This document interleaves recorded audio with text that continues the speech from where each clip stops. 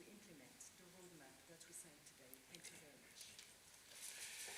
Your Excellency, thank you very much for the practical content and the concrete commitments that you've made and outlined in the area of capacity building, in the area of support for our UN Security Council seat bid.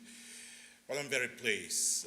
The testimony of the signing of the roadmap for political cooperation that we've just completed is a testimony of the nature, the quality, and the content of our very strong and long-standing bilateral relations. Your Excellency, what we're doing here is really just to take forward what our two heads of state want us to do, to bring two parts of Africa together as one, the Kingdom of Morocco and the beautiful country of Sierra-Leone. Your Excellency, the roadmap is very clear, but to be able to translate the contents of the roadmap, I'm very pleased that tomorrow we'll be officially opening the Sierra Leone Embassy in the Kingdom of Morocco. That in itself is a testament of our commitment that we are here for the long haul, and we believe in this African solidarity and Pan-African brotherhood and sisterhood. Your Excellency, we also look to the opening of the Embassy of the Kingdom of Morocco in Freetown, and I'm very pleased with all the assurances that you've given, because when we do that, then together we have our first point of call in our respective countries for collaboration and coordination. Your Excellency, one thing I'm very certain about is that Sierra Leone is a land of tremendous opportunities. Opportunities for trade and investment in the agriculture sector, in the mining sector, in the fishery sector, in the tourism sector, in the energy sector, and of course, in the infrastructural sector. And there's so much that we can learn from the Kingdom of Morocco. I was very pleased, Your Excellency, when you said 15 years ago, the number one aspect of the GDP was agriculture, and then second, tourism. But today, it's automobile and aeronautics. Phenomenal transformation. Sierra Leone, as a small, emerging country, we have no small dreams. So we want to learn from the King of Morocco, how you have made that transformation.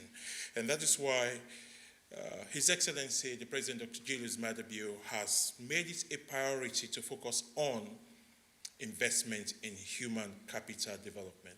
As I indicated to you, even at the height of COVID-19 pandemic, we never reduced our budgetary allocation. So today, and we continue to allocate 22% of our national budget, the GDP, to education alone.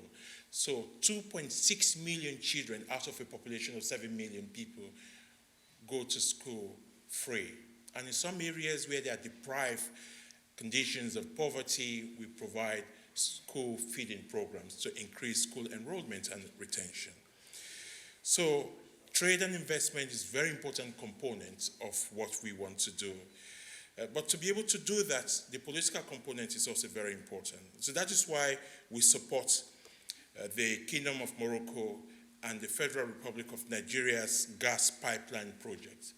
This for us is important. Again, I take a leaf from you, Your Excellency, that as you said that a couple of years ago, in the 90s, the access to electricity was 52% in the kingdom. And today, it's 91% in the kingdom. So with this gas pipeline projects, we have no doubt that Sierra Leone will be a beneficiary of this as part of the 15 member countries. And this demonstrates the leadership and the global standing of the Kingdom of Morocco to support energy security and access to electricity for ordinary peoples across the West African sub-region itself. Politics is never far from development.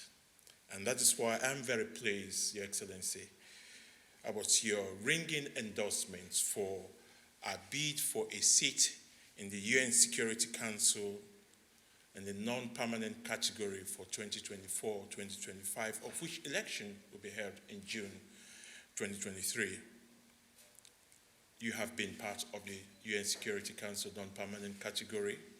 We know you have a wealth of experience and expertise, and make no mistake, we will be knocking on your door for that expertise. So it is not just canvassing and soliciting your support, but also to share with you your wealth of experience and expertise. And I did say that the Kingdom of Morocco is a global player, albeit in Africa and in other parts of the world.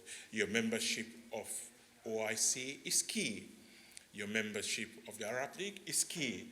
So we want to come to you again to leverage that global standing and leadership to support our UN Security Council bid. Because as you know, the African vote amounts only to 54 votes.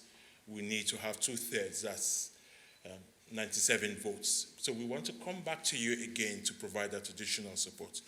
And Your Excellency, be rest assured that we will support and we will endorse and canvass and campaign for your seat in the UN Security Council in the non-permanent category for 2028-2029. Because we know when you are there, you will cater for the interests of Sierra Leone. Likewise, Sierra Leone being in the UN Security Council will also cater for the political aspirations and interests of the Kingdom of Morocco. Your Excellency, given the special relationship between our two countries and peoples, we are very clear that we want to expand our diplomatic footprint across the kingdom.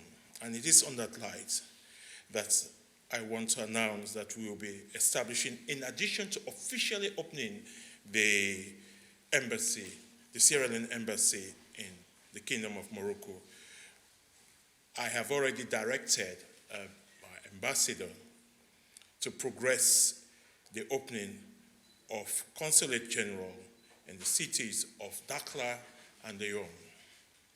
That for us is important because it demonstrates the strength of our partnership, but also the Moroccan Sahara issue in terms of our position and our understanding the territorial sovereignty of the Kingdom of Morocco over Moroccan Sahara. We support the UN position on this in terms of the political negotiation. So, Your Excellency, we do not want to limit ourselves